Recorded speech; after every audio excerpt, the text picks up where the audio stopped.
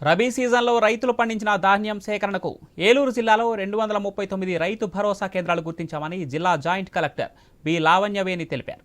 జిల్లా joint collector ఛాంబర్లో joint collector ధాన్యం కొనుగోలు కేంద్రాల కార్యాచరణ ప్రారంభంపై మాట్లాడుతూ జిల్లాలో రబీ సీజన్లో రైతులు పండిస్తున్న ధాన్యం సేకరణకు ఈ నెల 6వ తేదీ నుంచి కార్యాచరణ ప్రారంభించామని తెలిపారు.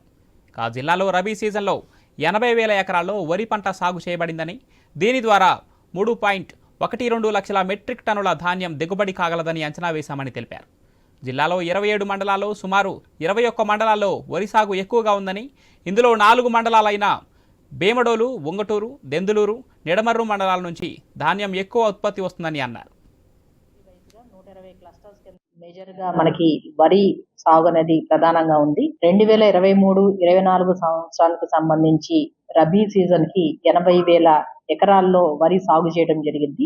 ప్యాడీ అనేది ఈ 80,000 ఎకరాల్లో సుమారుగా 3,12,000 మెట్రిక్ టన్స్ ప్రొడక్షన్ అనేది మనకి వస్తుందనేది ఎక్స్పెక్ట్ చేస్తున్నాము. ఇప్పుడు ఇనీషియల్ గా కూడా మనకి జిల్లాలో రైతు భరోసా కేంద్రాల ద్వారా కూడా సుమారుగా ముందుగా 2,40,000 మెట్రిక్ టన్స్ టార్గెట్ గా పెట్టుకొని ధాన్యం కొనుగోలు చేయాలని చెప్పేసి నిశ్చయించడం జరిగింది.